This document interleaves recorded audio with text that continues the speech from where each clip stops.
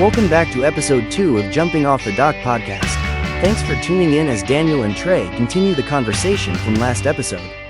How do we take this lens of servant leadership and how do I grow those around me? Because I've always thought effective leaders are those that build people around them to the point where they're not needed anymore.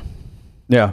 And when I was an administrator, when I was a teacher, a coach, I've got coaches around me, staff around me, and I tell them all the time, like at some point in time, I hope that through the lens of our conversations and my leadership, my guidance, our reflections, that you can step into this same role at some point in time, and I don't have, I work myself out of a job.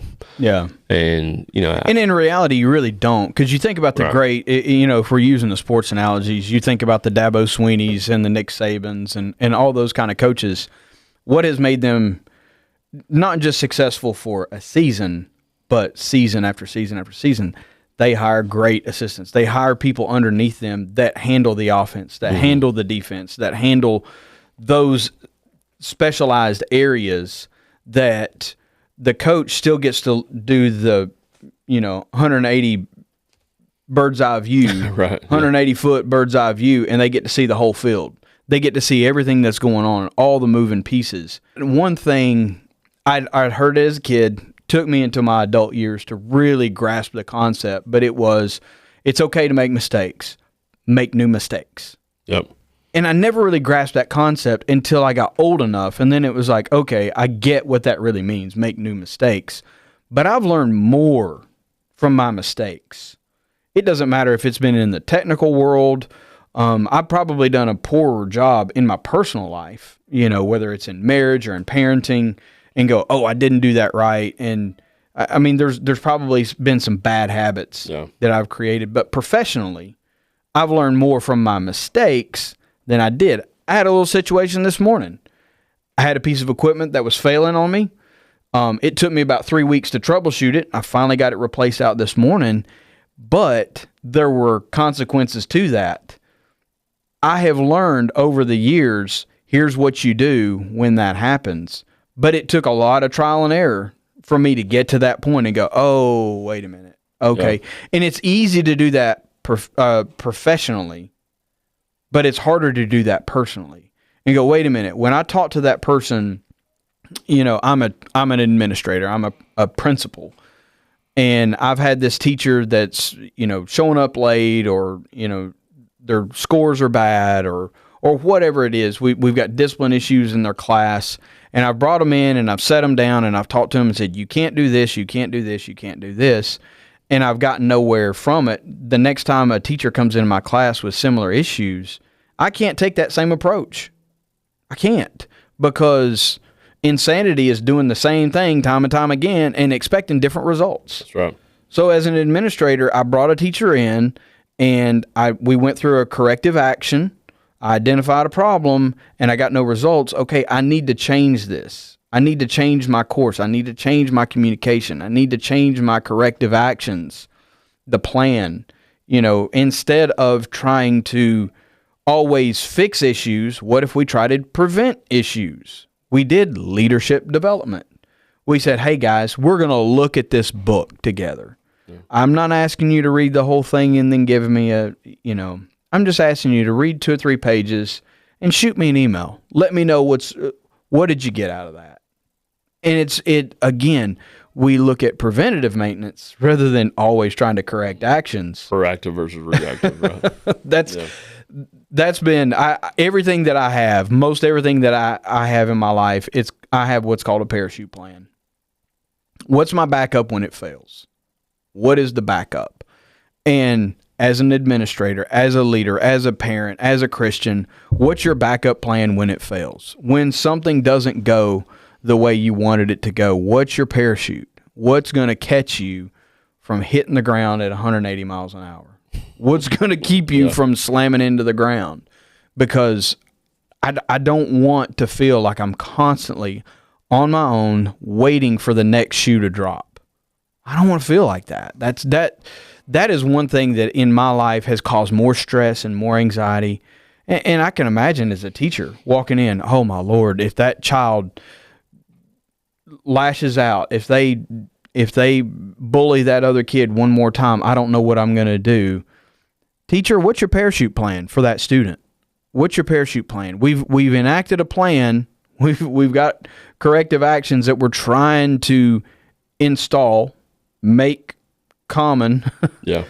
But when it doesn't work, what's your parachute plan? You know, there's so many parallels in leadership with in the book. I talk a little bit about that, but there's so many parallels in life to leading people well, no matter what sector of life you're in. Whether it can be a principal, an admin, a district leader, a superintendent in a school district, as a dad, as a husband, as a coach, as a brother. Like, I feel like there's definitely a ton of parallels, no matter what hat I put on in that moment. Yeah. But one of the things that I really try to talk to, especially my sons, I'll pick on Red. He's the middle one. Like this morning, we were getting ready to go to school, and he's struggling trying to get stuff organized and packed. And he's like, "Hey, can you?" And I know, like, I can ask you the right question to get you to think about what you're doing that might help you figure it out a little quicker, but I'm not doing it for you. And it's the same that I've noticed when I was in the school. It took me a while to learn it, kind of what you're talking about. Yeah. It took me a while to figure it out. And as I've now, with Leading Impact and the journey that God's brought me on, and we'll get to that in a minute or two of how Leading Impact really came to fruition. It's how do I help and lead people to their own self-reflection and their own growth? Because ultimately that's sustainable. Me doing it for you is not sustainable. And it's like going to the gym, right? Yeah. If you came to me and said, "Hey, will you help, but let's go, will you help me lose some weight?" If I go to the gym and I'm like, "All right, Daniel, here's how we bench press," and I lay down and do it, then we go to the squat rack and I show, "Here's how we do it," and we leave, you've not gained anything, right? Yeah. And it's the same way with the mental aspect of life and leading as well, and with being a dad. Like this morning, it's like, how do you guide people to that self-reflection? And so going back to what you're talking about your parachute plan, when I was in the building, when I was a building level administrator, and then as I got into the district and then coaching leaders across the country, when they had a problem, I would ask them, like, it's all right to have issues with things, like that's fine, like that's what makes the world go round, it's all right, but one, think about your approach. But when you come and say, "Hey, maybe this isn't working in my class," or maybe this system isn't working in the school, or I think we can do bus duty differently or car duty differently or whatever, I think our leadership council can run differently. That's cool. Like I'm all for input and reflection and feedback. Like, feedback is a gift, but bring a solution.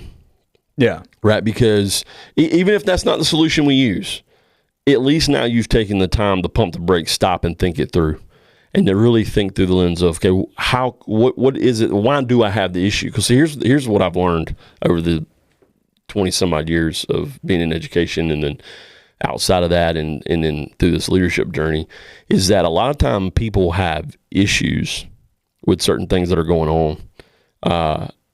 But it's because it goes against their personal agenda, like what you were talking about. Yep. Right. Yep. And they don't really know why they have this feeling of an issue with this. My wife kind of sometimes she'll kind of poke the bear because I'm very principle oriented. And she's like, "That's not something." I'm not, "No, you don't understand through this journey I've been on." Like, a lot of times when people speak out or they speak against things, they don't know why. They just know it's not. It goes against their personal agenda or their personal approach or their personal, outlook, or "I wouldn't do it like that." Okay, well, how would you do it? "Well, I don't know, but I wouldn't do it like that." What that tells me is that goes against your personal agenda, right? Right.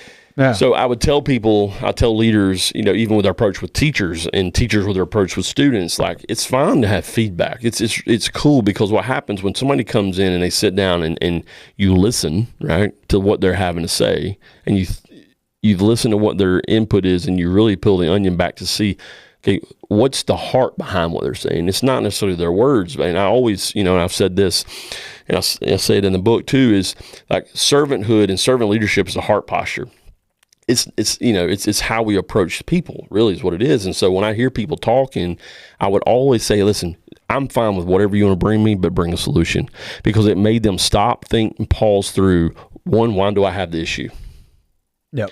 Two, okay, if I do have this, how am I being proactive, right, and not reactive to something, right, what we just talked about? Yep. How am I proactive around the approach? So when I come to Trey, or I come to a leader, or I come to somebody else, I've already thought this through. Now, that doesn't necessarily mean that's the right option or that's the one we're going to go with, but it's forced them to really think and process through. And probably half the time, the issues don't come. Yeah. Because they've realized it really wasn't an issue. Yeah. And so I agree totally. It's that approach to what's the problem? What's the reaction? What's the proactive approach to, instead of always being reactive in the parachute approach to saying, hey, I'm going to bring this to them, but I'm going to bring a solution too. And I think that's a skill of great leaders as well. Yeah. I know the ones that I've had the biggest issues, they always listened. Mm-hmm. They heard me out. And now they might not have asked me for a solution. What do you want me to do about this? But they at least listened. Mm-hmm. And they were like, okay, I'm receiving what you're telling me. I hear what you're telling me. I smell what you're cooking. Right? I mean, that's the goal. Right, yeah. We want to hear, we want to be heard. But making that investment, putting skin in the game. Yep. And saying, okay, now let's work on this together. I know one man that I esteem greatly. If you take something to him and you say, we need to do this, his first thing is, you come up with a plan, bring it back to me. I love to see what you come up with. That's one of his first responses. Mm-hmm. I understand that. I hear that. I'll acknowledge it. You let me know how do you plan to lead this? How do you plan to tackle this? I love to see what you come back with, and we can find a way that we can support you in that. And I'm like, that's a great way, because you were putting the onus back on them. Yep. And you're saying, okay, take it and run with it.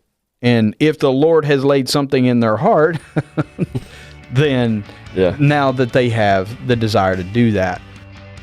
Thanks for listening to Jump Off the Dock. Tune in next time as Trey and Daniel continue the conversation. Visit leadingimpact.org for blogs and leadership resources. For questions or pricing, email Trey at leadingimpact.org. We are ready to help you flip fear to courage